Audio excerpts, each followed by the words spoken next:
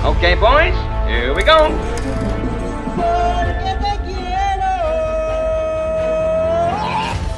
Halo Celengers, kembali lagi bersama Mimin yang super ganteng ini di Celengan Film. Tak lupa Mimin selalu doain kalian semua dalam keadaan sehat dan semoga cepet dapet jodoh ya. Oke, di video kali ini Mimin akan menceritakan alur film yang berjudul Startup yang dirilis pada tahun 2019. Daripada kelamaan, yuk mari kita menonton. Film dibuka dengan dua sahabat Tae-il dan Sang-pil yang kebut-kebutan di jalanan. Tapi sialnya, motor yang baru dibeli Tae-il dari online shop ternyata motor rongsokan. Belum selesai perkara motor mogok, mereka bermasalah dengan gangster dan berujung tertangkap polisi.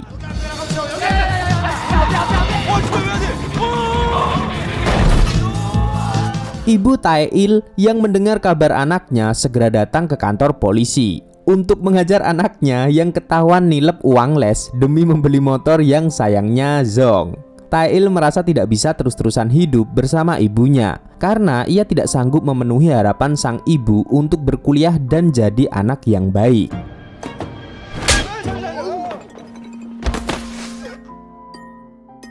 Tae-il pun akhirnya kabur ke sembarang kota dengan sedikit uang.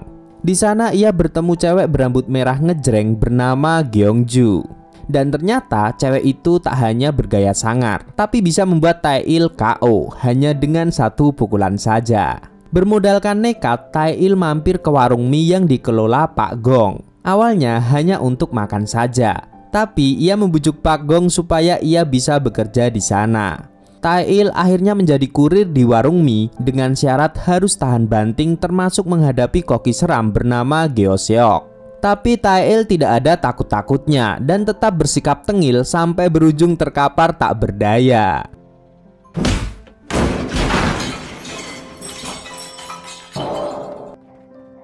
Selain mendapat pekerjaan, Tae-il juga mendapat tempat tinggal di rumah Pak Gong. Ia tidur bersama Geo Seok yang tidur dengan melek dan juga kurir lain bernama Guman.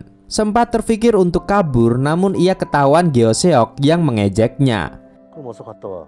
바지에 지르기 전에. Ia pun mengurungkan niatnya dan tetap lanjut bekerja. Di saat Tae-il menjadi pengantar mie, Sang-pil teman dekatnya justru terpaksa menjadi debt collector karena sangat membutuhkan uang. Hari pertama Tae-il bekerja terlalui dengan sangat baik. Malamnya ia pun minum-minum bersama Geo Seok dan Guman. Tapi tidak afdol rasanya jika Geo Seok tidak mengejek Tae-il sampai membuatnya merasa marah. Pria berambut pirang tanpa kemampuan berantem tersebut menantang Geo Seok yang tidak tanggung-tanggung langsung kena bogem dari koki berwajah preman namun berhati Hello Kitty.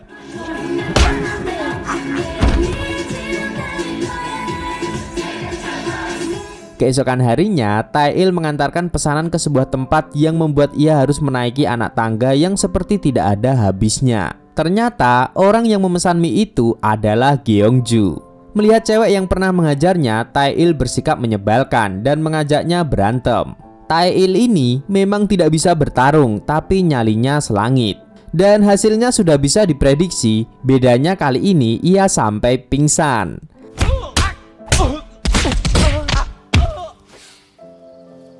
Sesampainya pulang ke rumah, Tae-il ditelepon Sang-pil yang melihat ibunya sedang bicara soal serius. Entah kenapa, tapi Sang-pil merasa itu bukan pertanda bagus.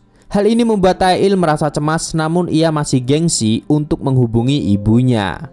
Sementara itu, Gyeongju pulang ke hotel yang ia sewa patungan bersama dua cewek asing. Ia merasa tidak suka saat melihat cewek-cewek itu membawa cowok ke kamar mereka. Gyeongju langsung mengusir cowok itu dan terlibat perkelahian.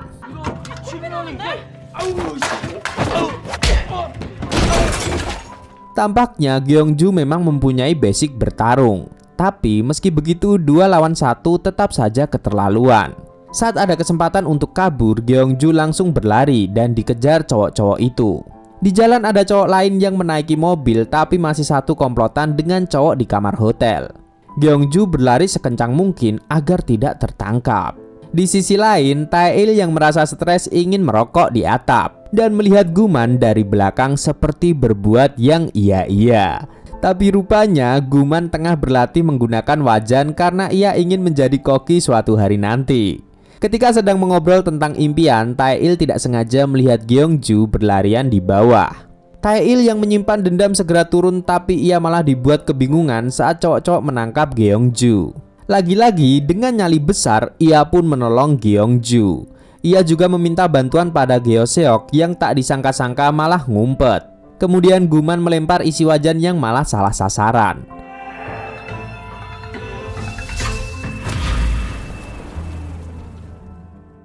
Untungnya saja karena keributan itu orang-orang tertarik menonton yang membuat komplotan cowok itu memilih untuk pergi.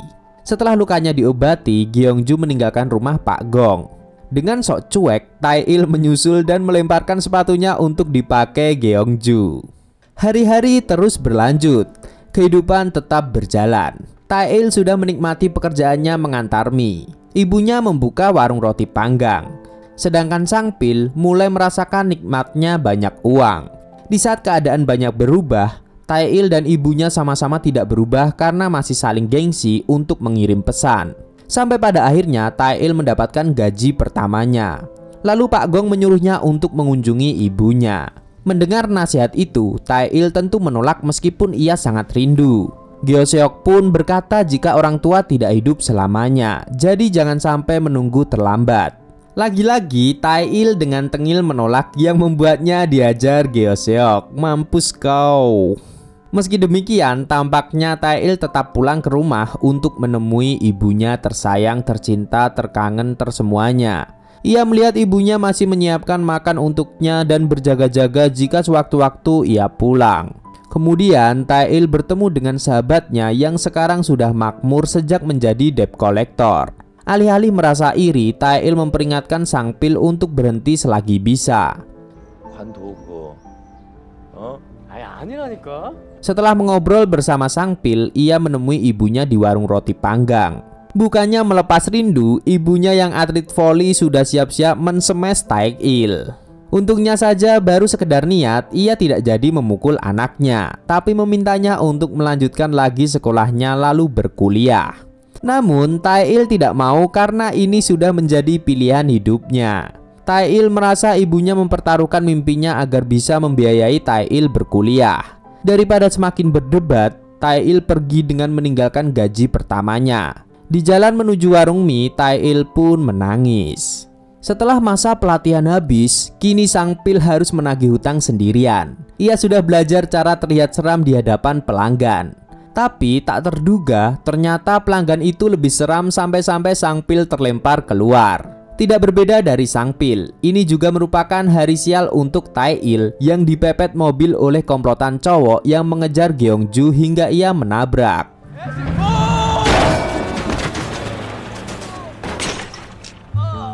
Dan ngomong-ngomong soal Gyeongju, kini ia bekerja di warung mie sebagai pelayan. Pak Gong juga meminta Gyeongju untuk tinggal di kamar putrinya yang kosong. Tapi saat disinggung tentang anaknya, Pak Gong tidak bisa berkata apa-apa.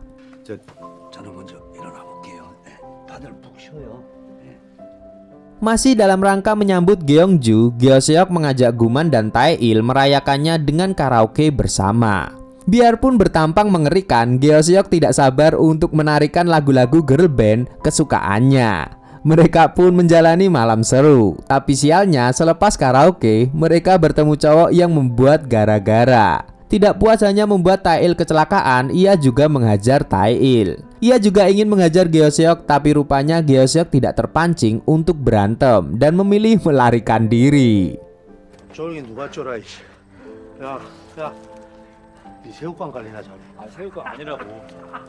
Malam itu, Tae-il juga mendapat telepon dari Sang Pil yang dirawat di rumah sakit. Sang Pil merasa kesal sampai ingin membunuh orang yang sudah membuatnya seperti saat ini. Tapi Tae-il paham teman dekatnya itu tidak cocok dengan pekerjaan keras semacam ini dan menyuruhnya untuk berhenti saja. Hal ini tidak bisa Sang Pil lakukan karena ia merasa tidak tega saat melihat neneknya yang sudah renta masih harus bekerja. Sedangkan pekerjaan yang tengah dijalaninya cukup menjanjikan. Dengan kemarahan menumpuk, Sang Pil menghajar pelanggan tersebut sampai nyaris membunuhnya dengan sebilah pisau.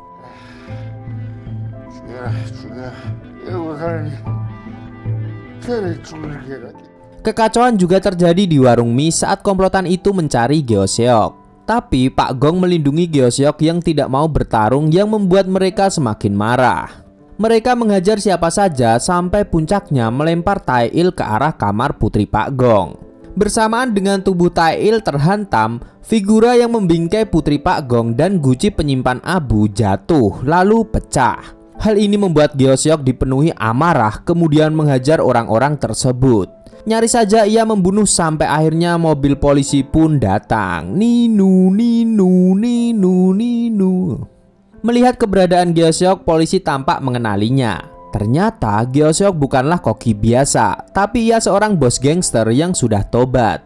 Kembali ke malam itu, Gyeoseok yang habis membunuh orang memasuki warung mie yang gelap. Di sana ia mendapati Pak Gong sedang bunuh diri setelah ditinggal anak satu-satunya. Gyeoseok menyelamatkan Pak Gong dan menyuruhnya untuk tetap melanjutkan hidup.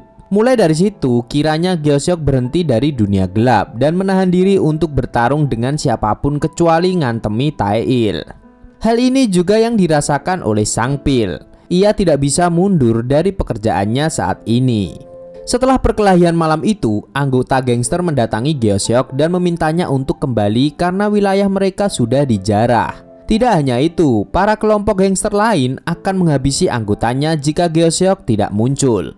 Celakanya lagi, kini posisi Gyeoseok sudah ketahuan, sehingga mudah saja membuat keributan di warung mie ini.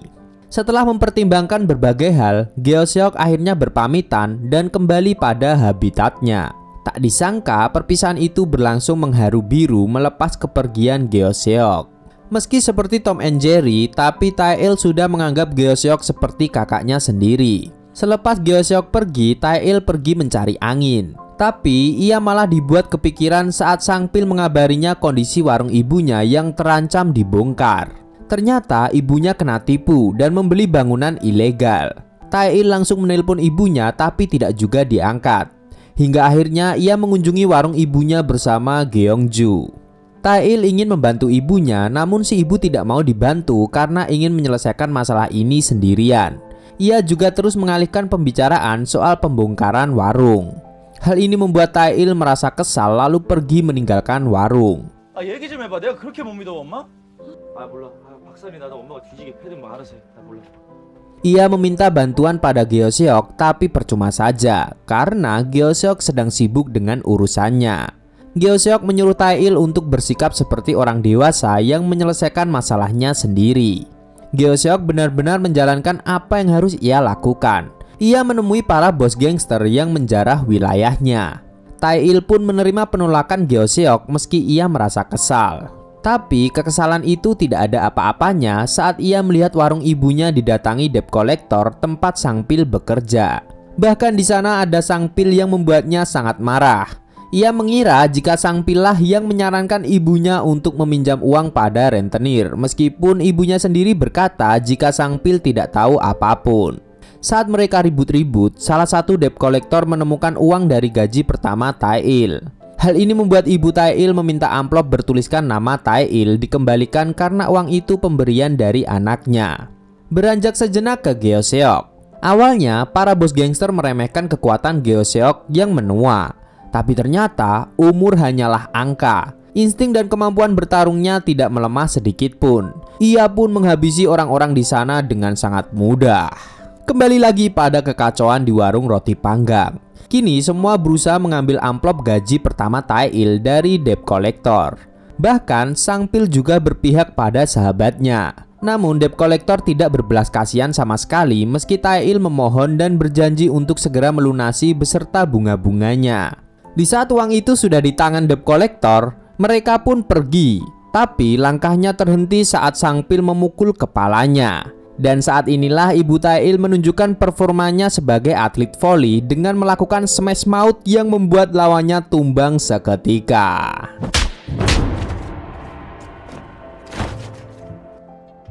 Satu persatu masalah akhirnya terlewati. Gyeoseok terlihat berhenti di sebuah restoran setelah menang pertarungan melawan para gangster. Ia menemukan sesuatu yang cocok untuknya bukanlah bertarung, melainkan memasak mie. Sementara itu, warung ibu Tae-il tetap dihancurkan seperti seharusnya. Bahkan kesialannya membuatnya harus kehilangan rumah. Tapi itu bukan masalah selama ia tetap bisa bersama Tae-il. Mereka berdua pun memulai hidup yang baru dengan menumpang di rumah Sang Pil yang tinggal dengan neneknya. Sang Pil sendiri sudah tidak lagi bekerja di perusahaan lintah darat. Mereka berempat tampak harmonis meski tinggal di rumah sempit. Tak lama kemudian, ayam pesanan mereka pun datang dan Sang Pil terkejut saat pengantarnya adalah Donghwa seniornya sebagai debt collector. Rupanya Donghwa juga sudah berhenti dan kini merintis warung ayam. Film pun ditutup dengan para tokoh yang berhasil memilih jalan hidupnya masing-masing. Sang Pil yang kini hanya membantu neneknya, Gyeoseok sudah benar-benar pensiun dan menjadi koki senior dengan Guman sebagai asisten koki, Gyeongju yang melanjutkan sekolah, dan Tae-il yang tidak lagi bertengkar dengan ibunya. Bahkan mereka sekarang layaknya sahabat bersiap untuk petualangan seru selanjutnya. Pak Camat kecandol kawat dan film pun tamat.